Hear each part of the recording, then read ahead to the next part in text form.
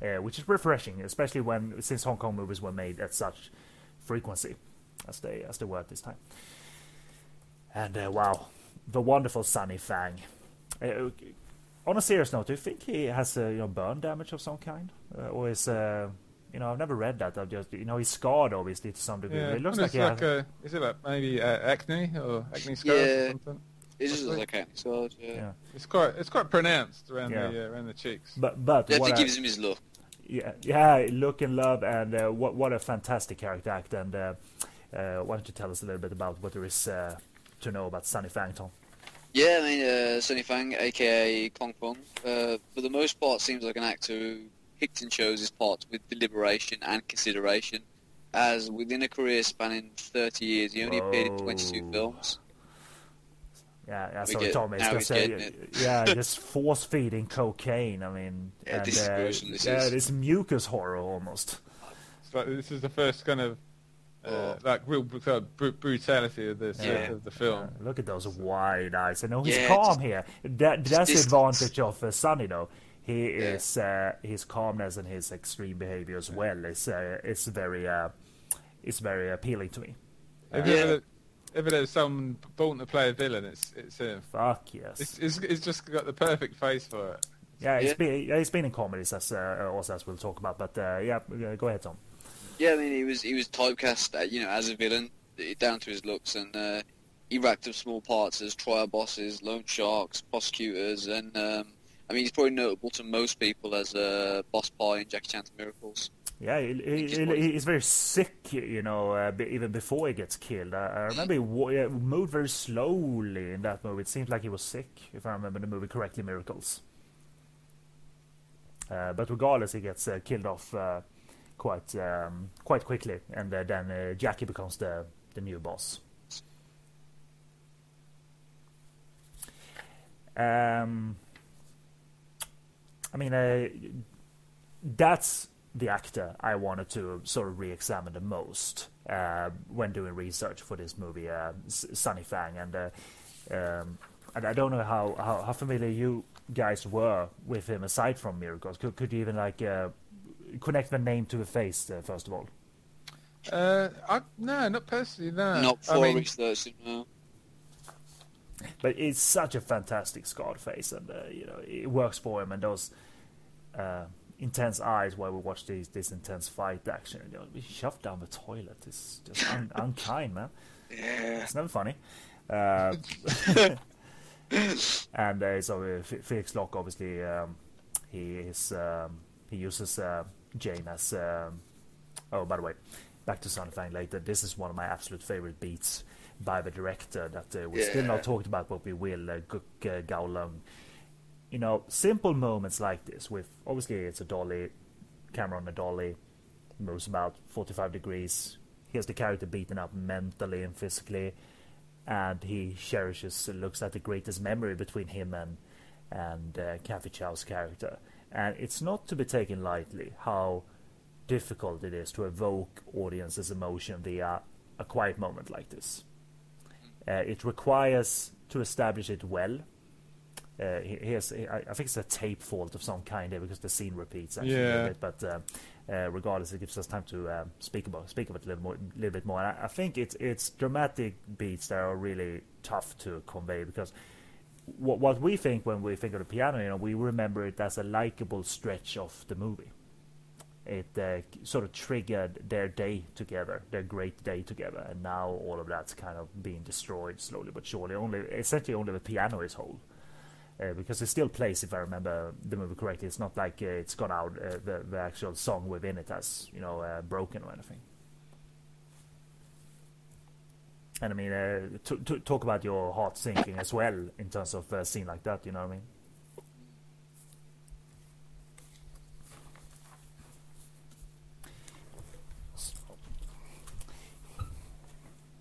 So did you watch any particular Sonny Fang movies as a prep, David, for all this?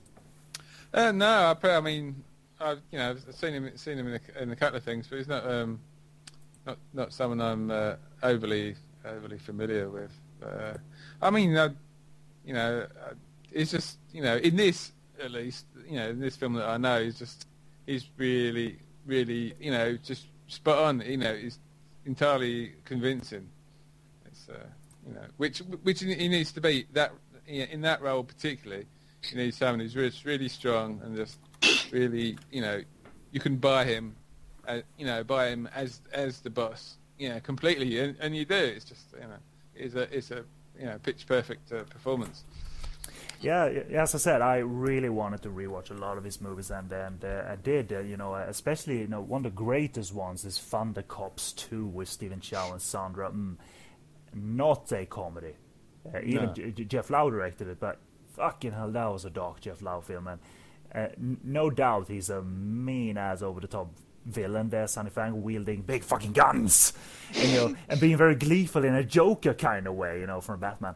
Doing his senseless killings. He even runs away laughing maniacally with his hands over his head.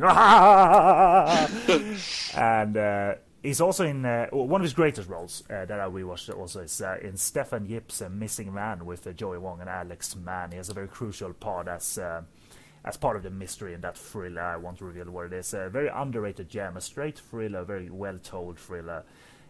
Stefan Yip was the director of Mad Stylist as well, and I Love Miss Fox, two of my very much favorite movies. It's a great phase, and Missing Man is probably where he's most well used because he's both over the top but kind of subtle as well. He can speak very low and very quietly and then snap, and that's kind of frightening. That way, and it's kind of the same here when you watch his initial scenes during the scene where they force feed the cocaine to the guy. That his eyes are big, but he's not shouting anything. And later on in the film, definitely we will be seeing a larger side of Sonny, and but a really fantastic actor. And he was in Her Fatal Ways, the Dodo Chen comedy, so you got to hear his actual voice. Well, yeah, he played a trial boss, but since it's a comedy, a bit more lighter. And when I'm saying you got to hear his voice, those movies by Alfred Chung and also co-starring Alfred, they were shot in sync sound, which is always nice. You get to hear Carol and Tony Leung and all the guys. By the way, Mad Stylist, that's an aside, that Stefan Yip directed, who did Missing Man with Sonny Fang. It's a Michael Wong Ken Cheng vehicle. It's a Category 3 movie, a really cool dark comedy, and it features Michael Wong and Ken Cheng singing Diana together in one scene. It's great. I think Michael might have played a saxophone, or it was a saxophone on the soundtrack. Michael does play the saxophone in real life, so. These two, I mean, the character Liu Hong and Kathy plays, they are kind of, both are especially easy to manipulate because she doesn't have a say in it, and they can actually lie to her in terms of what they're doing in terms of drug smuggling, and he's obviously being easily pushed around as well. And it seems those are similar fates. You know what I mean? Their fates are kind of sealed and similar, and any idea of flourishing, them getting on the right track in life and being happy, it's a movie where such flourishing is easily squashed. This bit here is where he's sort of. Where are we now, David? The bit where it's got sort of it's kind of kind of like a weak sort of self-preservation instinct. It's gone completely. It's like suicidal now. Yeah. Throwing drugs out the window. Yeah. Whoa, that's a mean-looking stunt there. Yeah. That's not composite shit where, they insert the car and the actor separately. A stuntman had to roll out and that car just whooshed by. And that's the kind of stuff you can't fake. And not with the film space and shit, you know what I mean, to crank it. And going back a little when Felix is kicking Kathy, punching her in the stomach, I don't react to harsh gore in a kind of a disturbing way. I like gore, I think it's funny. Oftentimes, but I react personally to real violence, and therefore that scene where Felix kicks Kathy around and punching her in the stomach, that makes me wince. That stuff, and even these kind of stunts and where the characters are falling down the stairs, it's really well conveyed. It's a hard fall, and I think she's really fucking hurting. Look at her. She's they're definitely emoting suffering, which I know doesn't sound like revolutionary acting or anything, but there's a reason that David, just said, ooh, it's audience reaction. And what else can you ask for? Yeah, I mean, there's the bit there. I mean, she goes straight downstairs. He slides down the stairs on his back. That's just like, back first. That's like, oof. Yeah. Nasty. What do you think, Tom, in terms of that violence? Do you wince at that stuff where it's where the seemingly more realistic stuff, like women being beaten is obviously never funny in any context, but if you think of that scene that I've just been talking about, where Felix Locke kicks her around. Yeah, it's more kind of easy to be entertained and be in awe of when it's really kind of gory and over the top. But when it's kind of harsh and very physical, it's wince-inducing to see it happen. Yeah, it's to say a really pretentious thing, but this is what I wrote in my notes in terms of that scene and really how she's gravely injured and all of that. It's and it's kind of true for both of them to an extent, and it might sound silly, but whatever. It feels like an angel or two angels having their wings clipped, really, because they try to do good, they try to be happy, and the spiral is really going downwards, and I'm saying that really as a serious thing. I get affected thinking of it that way too. Yeah, it seems like they're on like a path to freedom or happiness, and they're kind of cut short by something that happens, which is sad, very sad. And it's this whole kind of this last half hour, it's just like a nightmare, getting worse and worse, and the intensity just builds and builds and builds, and it's amazing to look at. Yeah. By this point, he's not prioritizing his job at all. Lua Hung, his fight for making the society a better place remains strong. But now he wants to stop, as we talked about at the beginning of the commentary, sort of a small war instead that he possibly can win. But even if that by this point is, maybe he thinks that I can't win, but I need to stop this anyway. It certainly.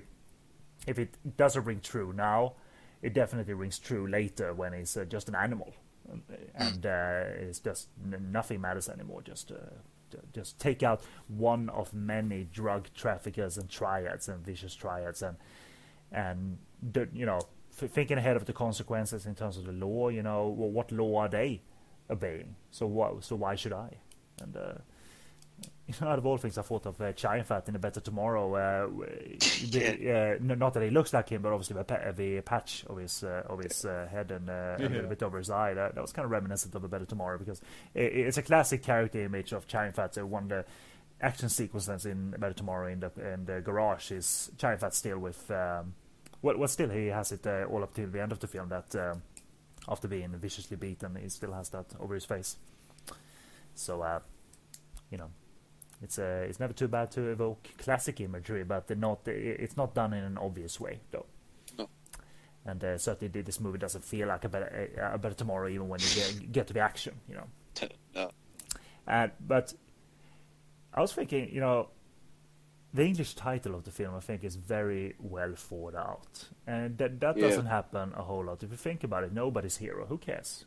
He's going to be nobody's hero. No one's probably going to know what he's done, even if he hadn't been involved with this, increasingly violent, triad story and the conflict with the triads. It's going to be nobody's hero in the end. And that really hit me as well. It's an unselfish act that he's eventually going to do various unselfish acts, and again, you can't win against the entire world, so pick your battles, and in this case he has to pick a really, really harsh and bloody battle. And it definitely it speaks to me, this movie, maybe more deep for me and than you, I don't know, but still it's it does affect you. Would you agree? Yeah. So, I mean, to me it was at the time I got this, it's just I picked the case up and it looked like sort of a violent kind of action movie, so I bought it purely on that level. But actually watching the film, it still really sort of gets to me today. It's better, given it's the year it was produced, You know, they were Hong Kong was making so many films. It's better than